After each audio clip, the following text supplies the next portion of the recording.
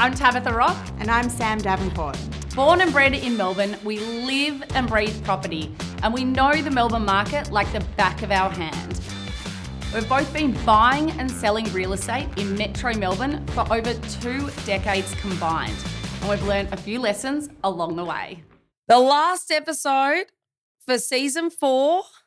We're really ticking along these bloody episodes, aren't we? I know. It's so crazy to see like some people have got like thousands of episodes in their under their belt. I know. But you can see how it happens. Like we've only been doing it for, what did we do? Did we do all of 2024? Yeah, we did. So we did 4 seasons, 8 episodes a season. What's 4 times 8, Tabitha Rob? No idea. But hey Siri, my favorite way to do anything these days. My Siri wasn't working this morning and I was like, at one point I was like, Siri!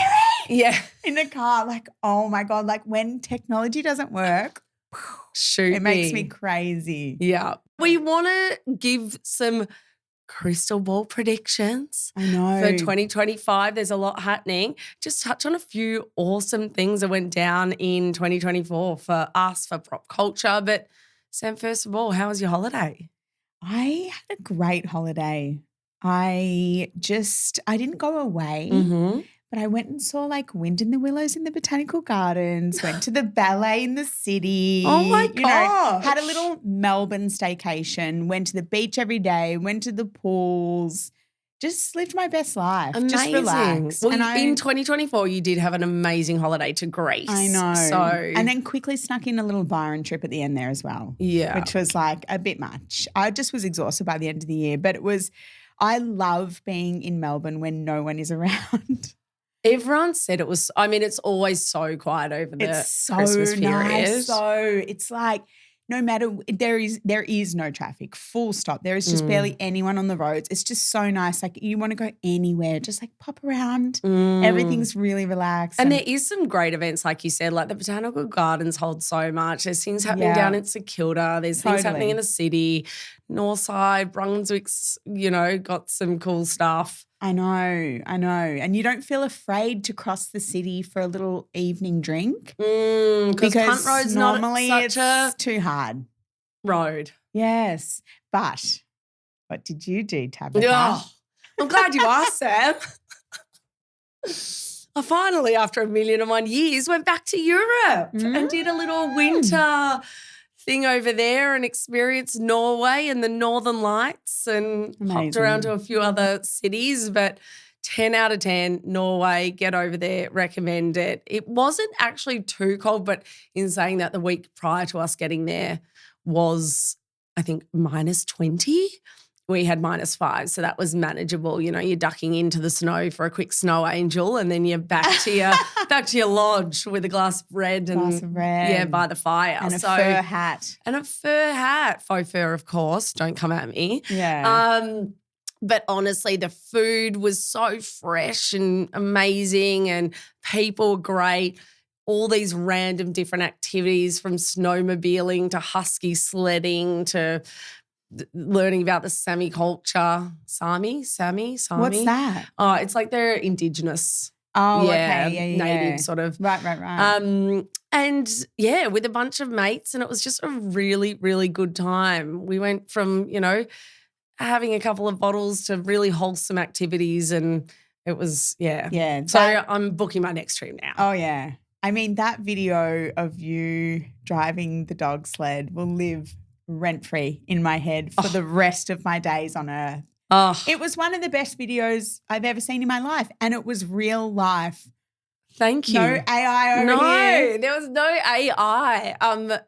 It was like breathtaking, really breathtaking. And you just sort of like, it really reinforces the fact, get out of Melbourne. Whilst we love Melbourne and this is where we want to live, you've got to experience the world, because there's just so much cool things to see and experience, and people and places and food. And, and it's so easy to get bogged down in the cycle of like working really hard. And then, if you're lucky enough to be in a position like saving money, buying property, and now you've got this huge mortgage and you're working to pay the mortgage, Don't forget to live, guys. Don't forget to live. Key. Because life is really fun. Yes. And also we just don't want to wake up when we're 60. Although a lot of people say that's the best. Like someone I know, gosh, I was going to say the area of my life that they're from, and that would have given it away. But they really have grinded their whole life. They grounded. They ground. No, that's not right.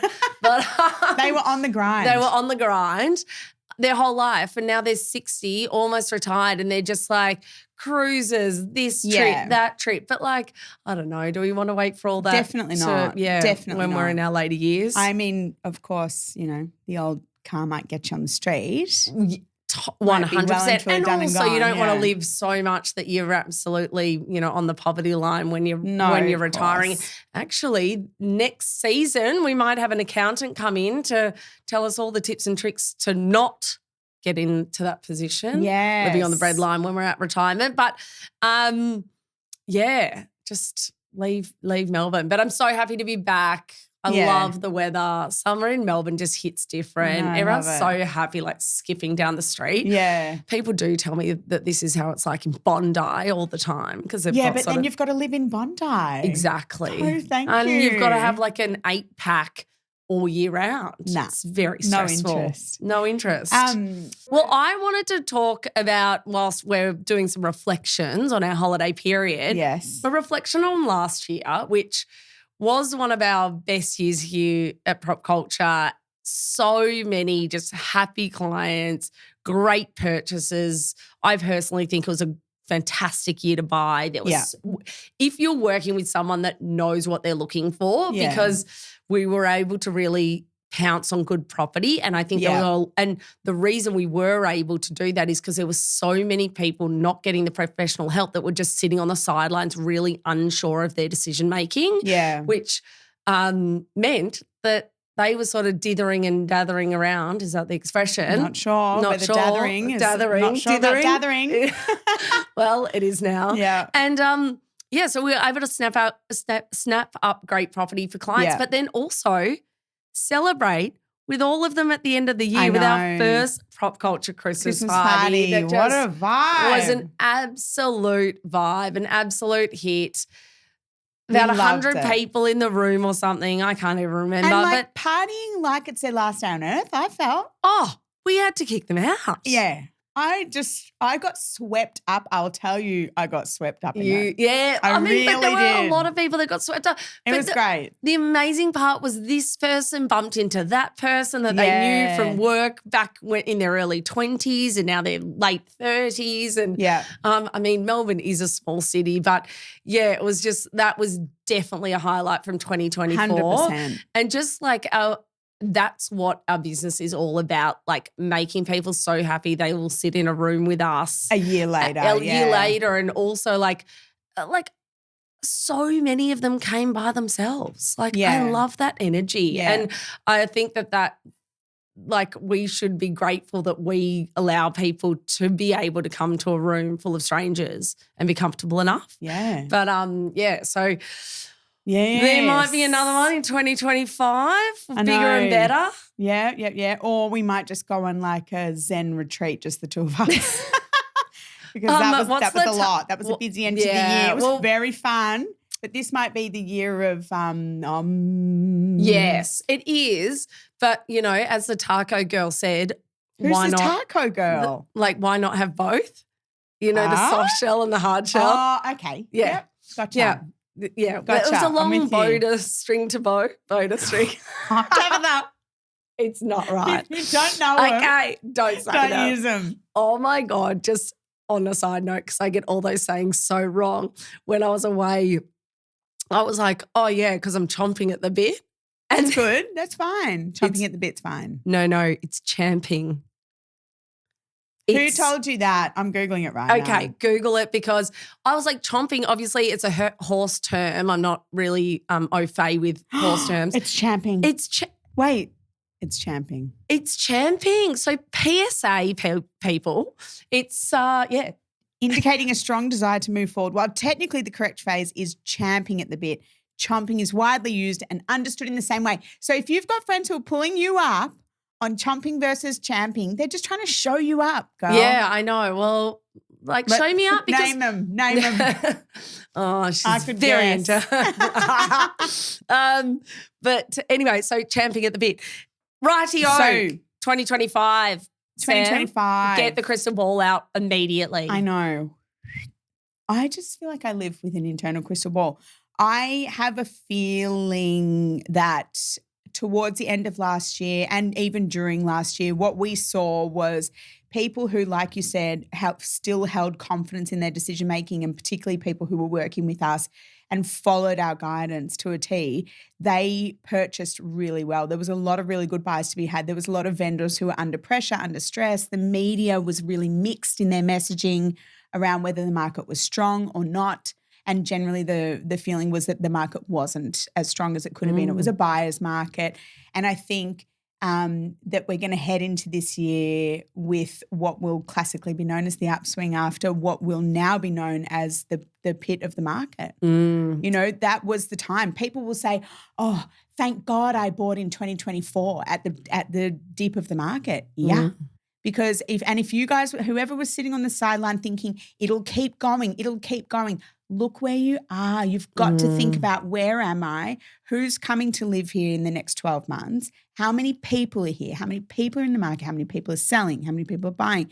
You've got to understand that the competition never really goes away. It just flattens out a little bit with their confidence in the market, but that they're all still there sort of sitting, waiting. And now I reckon, just watch, everyone will go this year. Yeah. Well, and I also think that people just need to, as always, consider property as a long-term play. It was interesting. I was going through sort of all our past clients, and out of the 100 or so we've purchased for, I think only 5 have sold since we've started this business about 6 or 7 years ago. 7 years ago, yeah. And I think that's so interesting because we do have really critical conversations with clients right from the start, being like, let's think about this life journey. And yes, you know, things change, but let's see, you know, see what the plan is. And stick it out through the minor fluctuations in any market. Like basically in the last 7 years, we have had people who've seen that big increase in the value of their property through COVID. But then immediately after that, they gave a lot of it back. But now since then, we've come up again. So it's sort of. Well, I'm having conversations with clients at the moment being like, buy this half of the year, the first half of the year. First half, yeah. Second half, I think it's going to get a bit crazy. Vendors' expectations are going to rise. They're going to see some confidence in the market. Yeah. There's going to be some stronger results. So if you are a buyer, press the go button, because I think people do forget that, you know, even working with us as an expert, it does probably take us 2 to 3 months. I love the advocates that say they buy within like 3 weeks. That's not a selling feature, but anyway. It's definitely not a selling feature.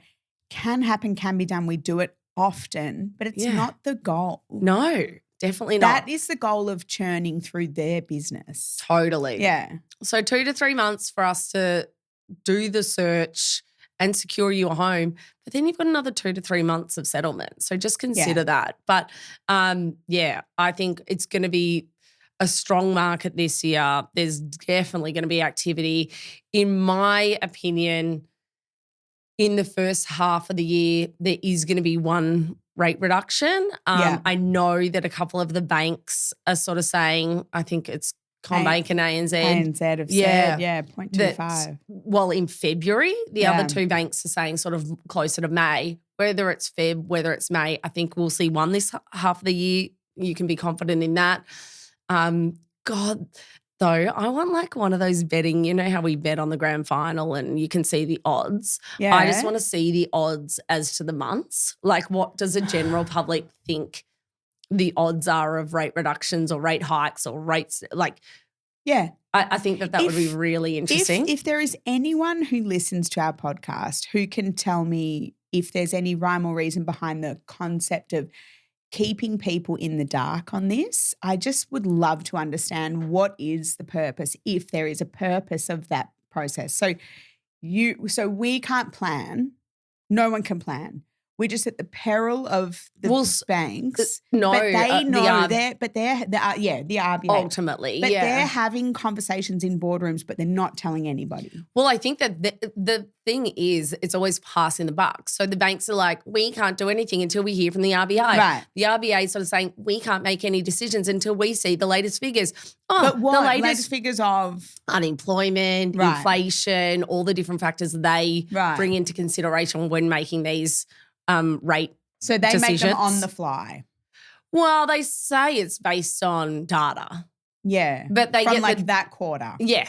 Yeah. Or that month. Sort of, So it's not a future plan. It's not a long-term plan of rates. It's like I don't think it's a considered overall, like sort of zoomed out. I think it's really granular. It's like sort of making decisions based on the auction results of last weekend. So waking up on the Sunday morning and saying, well, we had a 74% clearance rate. Let's let's do X, Y, Z. Let's do a rate drop and then we'll get more buyers in the market and that's where we're all just part of the puppet show. Yes, aren't we? Let's just make the show amazing. Yeah. And also just still make your own decisions. Like try not to be too concerned about, a 0.25% rate drop in the first quarter of this year shouldn't be a decision-making factor for you. Where you need to live, where you want to live, how you're going to house your family and yourself, that should be the decision-making factor. 100%. But I do think that people wait for these because it's going to give them an extra X amount in their borrowing capacity when they're trying to buy. Yeah. It's not sort of like, that will reduce our repayments. It's like, then we can get the next house. What they fail to remember is that that's what a lot of people in the market are doing. Everyone's so doing it's that first home buyer incentive. Remember, it was up to it's up to 600. So it pushes all the 550 properties up to 600 because all the it makes me laugh. But I think it will just mean that with a couple of rate reductions, consumer sentiment will be increased. Yes. The media will get off the property market's falling and a minus 0.1% decline, which we've seen in several pockets around Victoria and Melbourne in 2024. That won't even be a concern of the media because they'll just be focusing on these other things like rate reductions. But and I think that will give, vendors confidence to come to market that they will get the price they want, and buyers that, the rates are on the way down. I do have the confidence to jump into the market now. But as you said, definitely not correct. Just think about I always say to people, think about what you can control, and that's what you buy and at what price. And at what price, exactly. They're the factors for consideration. But everyone loves to talk about rates. So here we are for your listening pleasure. I know. You got to touch on them. Yeah. And then, of course, another really dry topic, which doesn't usually make it onto our podcasts. What? Is the election. Oh, yeah. Federal election happening around May, probably not our generation as much, but the oldies certainly stay put around election time.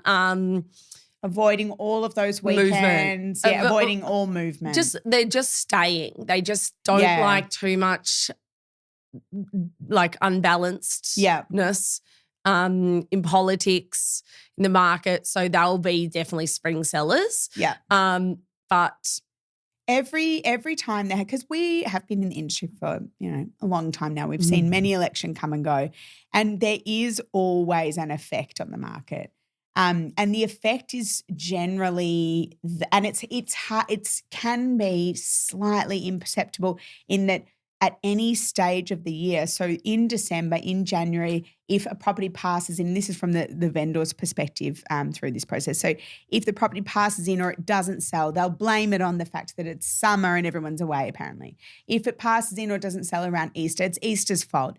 If there's an election, it was the election's fault. So it can be difficult to decipher exactly what was the factor that made the property pass in, made it, not sell, whatever, didn't sell well or under competition. But generally speaking, a lot of people will avoid putting their property on the market in and around an election, which means stock levels are lower, which can typically mean that results can be stronger. But I don't think that we necessarily see that flow-on effect, but we certainly see a holdback of a lot of stock. Yeah, definitely. Well, I've been away for a first 2 weekends of this year, I mean, not much really happens. All the agents are swanning around in Portsea. If you're heading down there, you'll see them all. But and then we just obviously have come out of the back of Australia Day long weekend, which, a couple of campaigns will start if they're more private sales in your sort of Ringwoody areas or those sort of 20 to 40K suburbs out from the CBD. But, I mean, numbers through opens, what are you seeing? Massive. What are the agents talking about? Massive numbers through opens.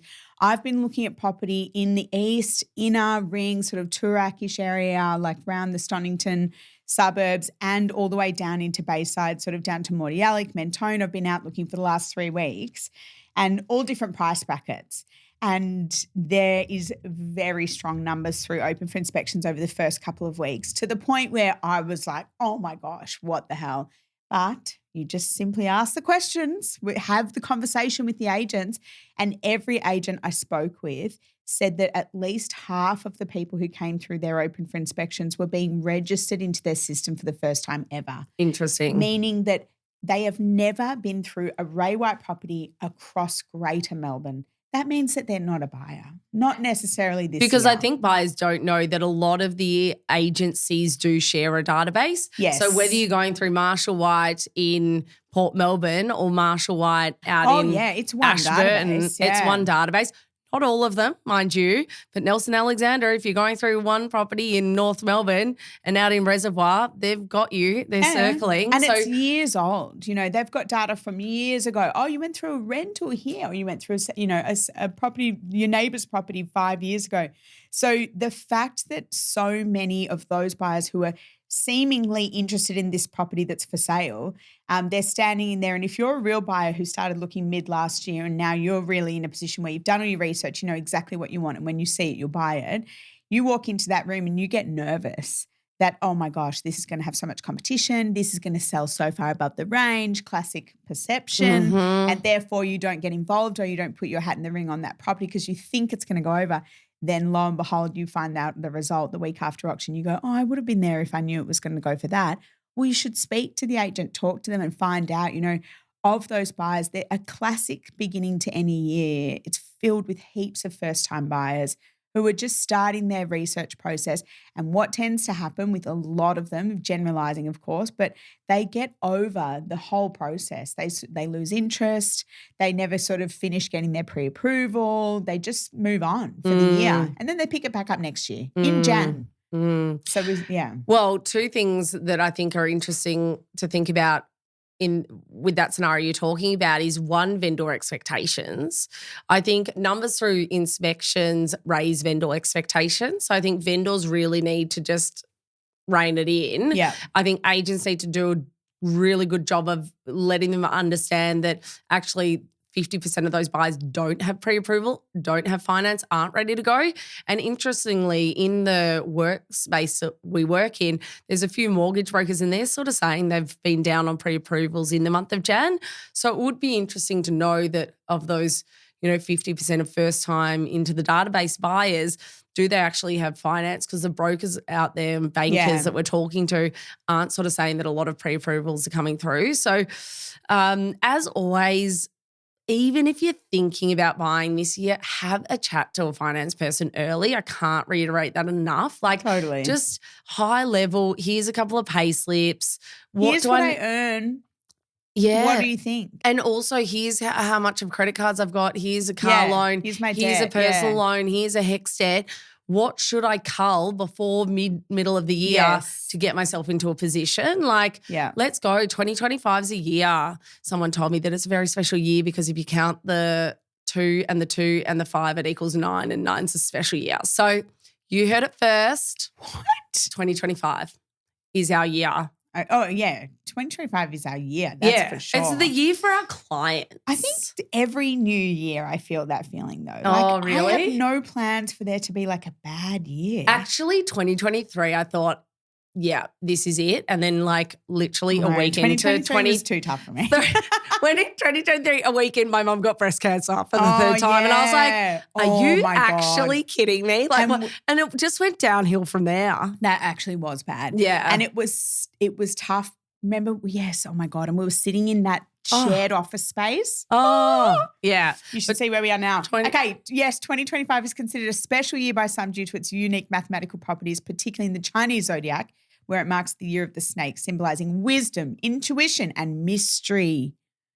Okay. Well, and mystery we don't like with property. We want, to know as much as we can know. But, yeah, get around it. Give us a call. Yes.